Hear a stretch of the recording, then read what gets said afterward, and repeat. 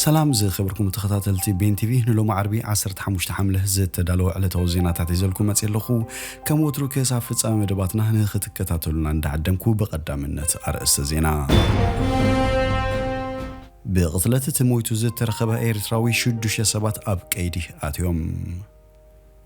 ቤት ትምህርቲ ስነ ኪነት ኣስመራ 53 ተማሃሮ በስነ ህንጻ ኣመሪቑ በሩራዊ ኢዮቤል ፌስቲቫል ኤርትራውያን ነበርቲ ጀርመን ተኻይዱ ኢትዮጵያዊ ኮሚሽነር ዝቀረበሉ ክስታት ብልሽውና ከቢድ ከም ዝኾነ ተገሊጹ ቻይና በመንቀሳቀስ ወታደራዊ ተመርከብ አሜሪካ ከም ዝተቆጣዕትን ካልእን ዝድህስስ መደባት ሒዘልኩም መጽለኹ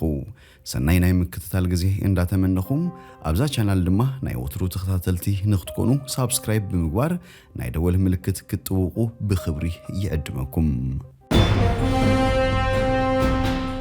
بقتلت مويتو زترخب إيرتراوي شدوش سبات أب كيدي آتيوم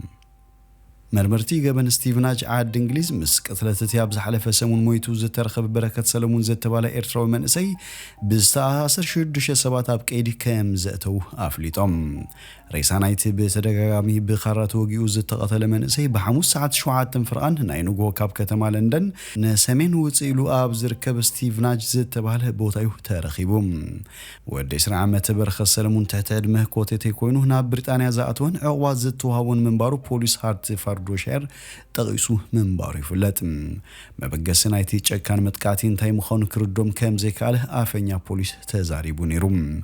بوليس ستيفناج عاد إنجليز تمالي أبزهو مقلتي حموش سبات بقتلت تترتيرهم أب تحت قيدي كاوتون كلو تشار شايم دمه نتيز فتسما قبن حق يزو تبايلو تترتيرو أب تحتي قيدي آتيلوم شو دشيوم ترترات أب إسراتات المزركب كوينهم أبز وانزي أب تحتي قيدي بوليس آتيوم اللو أبال هادو مرمرة عبيت قمنات بيد فوردوشاير إنسبكتر إيان ماك فورسن بزعبازم أسرتين ايزوم ترترات أب زوريا موت برخت زلو قديات بقبو نمصراي سفيح مرمره نغصل علينا يلوم نسبت وساخي زخونه مسكر وي بزعبا زفصام حبريتا زلون قدم حجك امس حلفتي مرمره قبن زي تزراربن كمصانان حبريتا كوهبنان الا بو خبل صاويت اقريبلهم نتوم قدم حجنا وانا قريبهم حبريتا زهابونا دما نز جبروه متعبار كان مسجن افتيلوم بزعبا مننتتهم تطرطيرو مابقيدي اتيوم زلو سبات جن بوليس زاغيت زخونه مغلصي ايهابن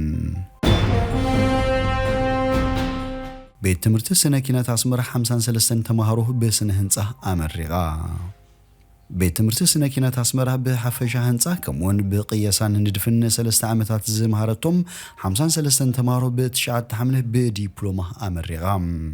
رسم مرسمة وردة تمرأتي بمسارة ممرحي السراح كفلي تكنيكاون وياون تمرتن سلطنان منستر تمرتي أب كل التعامات زازيموم كمرو انت نبرم أب عامة تمرت خلتشن عسران كلتشن عسران هناي عودة موياتات لوط إسلس تجبرم أتزد اللبقات نقسمه هناي حدا عامة جزي كم اتوسخهم حبيروم ولدي أم من أسيات زجبر زلو فري بمللاي أب متبع دقوم بزل على كنتفو تمراتون هيوتم زما أزنلو حلاف إن تقبلهم أب بايتا بجبو كعيلو دمه أزخاخيروم أب كفلي تكنيكاون موياون تمرتن سلطنان دايركتر محدار فاينانس آتو برهانا أرايام ممرقتها من السجارنا بحدش معرف هيوتن تمرتن مخانو بمزخر تمرقتن أزي تجنزيبهم فلتوتهم بسرحن كالن كعمقون نفسهم كمعبلون تلابيوم بيت تمرت سنة كينات أسمرها لو معمت نمبل سوسان حدن جزيها كام زمرقت تفليتو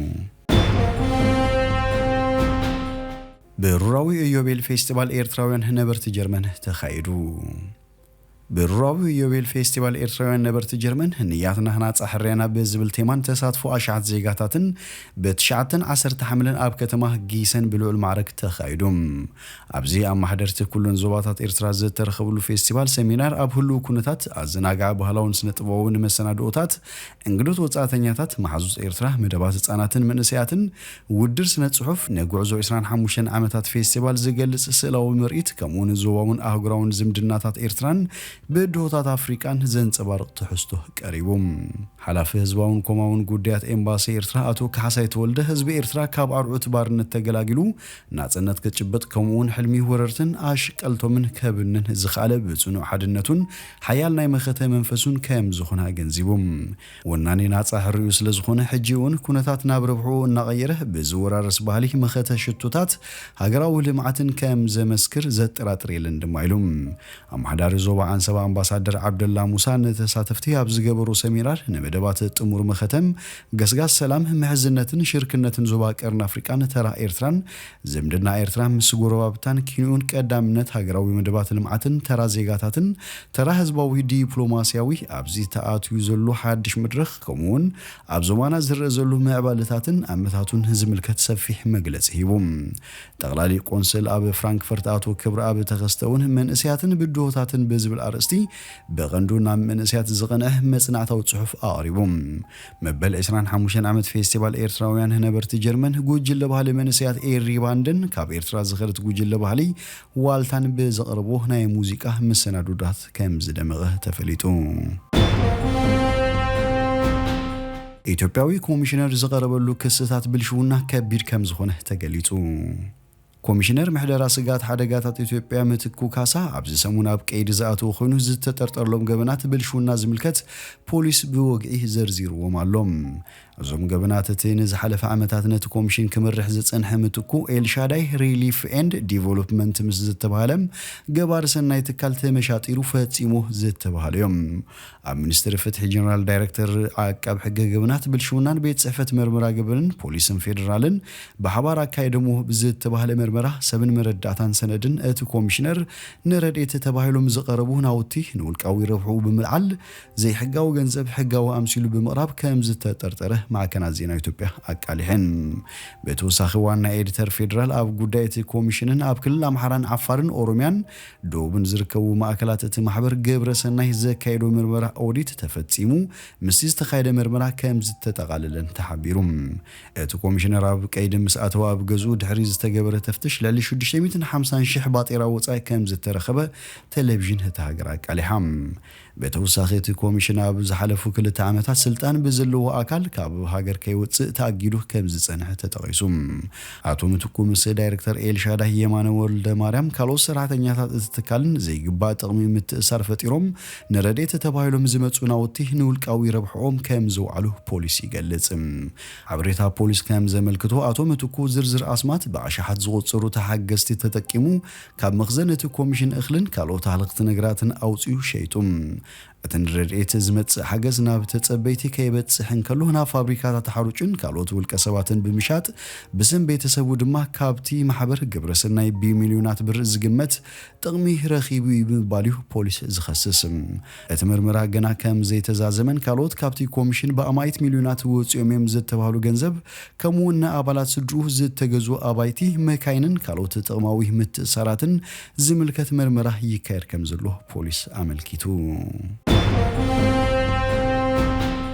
ቻይና በመንቀሳቀስ ወታደራዊት መርከብ አሜሪካ ተቆጥዓ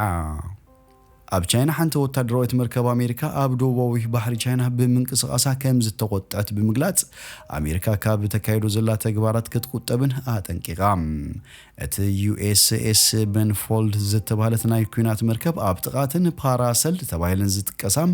ኣከራኽርቲ ደሴታት ከም ተንቀሳቀሰት ዝግለጽ ዘሎም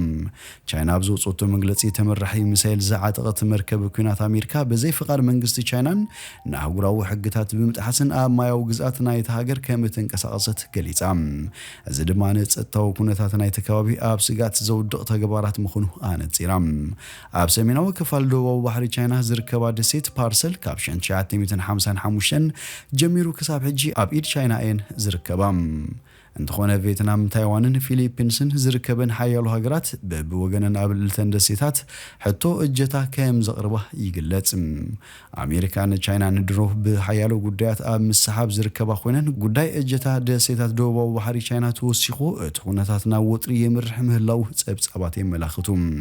በተመሳሳሊ ዜና ኣሜሪካ ኣብ ሶርያ ኣብ ዘካየደቶ መጥቃዕቲ ሰባልቦ ነፋሪት ወይ ከዓ ድሮን ካብ ላዕለዎት ሓለፍቲ ዳዕሽ ምዃኑ ዝገለጸቶ መሃል ኣጋል ከም ዝቐተለት ሓቢራ ኣብቲ መጥቃዕቲ ሓደ ካብ መራሕቲ ናይቲ ኣብ ሶርያ ዝንቀሳቐስ ክንፊ ዳዕሽ ምዃኑ ዝተገልጸ መሃር ኣልኣጋል ብኡንብኡ ክቕተል እንከሎ ምስኡ ዝነበረ ሓደ ላዕለዋይ ኣባል መሪሕነት ናይቲ ጉጅለ ድማ ብጽኑዕ ከም ዝቆሰለ እዚ ማእከል ኣሜሪካ ኣብ ዝዘርግሖ ሓበሬታ ኣነጺሩ ብመሰረት እቲ ዝተዘርግሐ ሓበሬታ እቲ መጥቃዕቲ ኣብ ሰሜናዊ ምዕራብ ሶርያ ኣብ ጥቓ ጂንዳሪስ ዝተባሃለት ከተማ ተኻይዱ ኣሜሪካ ቀዲማ ፍሉያት ሓይልታት ኣብ ዘካየዶ ስርሒት ኣቡ ኢብራሂም አልቁረይሺ ዝተባለ ቀንዲ መራሒ ዳዕሽ ምስ ኣባላት ስድራቤቱ ነብሰ ቅትለት ከም ዝፈጽም ምግላጽ ይዝከር ኣብ ማእከላይ ምብራቕ ዝንቀሳቐስ ጉጅለ ዳዕሽ ኣብ ሓደ እዋን ካብ ሶርያ ክሳብ ኢራቅ ንዝርጋሕ ልዕሊ 100,000 ኪሎሜትር ዝስፍሓቱ ከባቢታት ተዋፂሩ ምንባሩ ይጥቀስ ድሕረቲ ኣብ 2019 ዝገጠሙ ሰፊሕ መጥቃዕቲ ናብ ድብያ ውግኣትዩ ዘሎ ዳዕሽ ሕጂውን እንተኾነ ኣብቲ ከባቢ ስጋት ጸጥታ ኮይኑ ምህላው ኣንጻር ዝካየድ ወተደራዊ ስርሒታት ከም ዝቕጽልን ኣሜሪካ ትሕብር ኣብ ሶርያ ብዘይካ ዳዕሽ ሓያሎ ካልኦት ኣሸባራውያን ጉጅለታት ከም ዝንቀሳቐሳን ኣብ ልዕሊ ረብሓታት ኣሜሪካን መሻርክታን ዝዓበየ ስጋት ኮይነን ምህላውን እዚ ማእከል ኣሜሪካ ኣረዲኡ ዝኸበርኩም ተኸታተልቲ ቤን ቲቪ ንሎሚ ዝብልናዮ መሰናዶና ኣብ ዝወዲና ኣለና ምሳና ስለ ጽናሕኩም ብልብነ መስግን በብዘለኹሞ ሰላም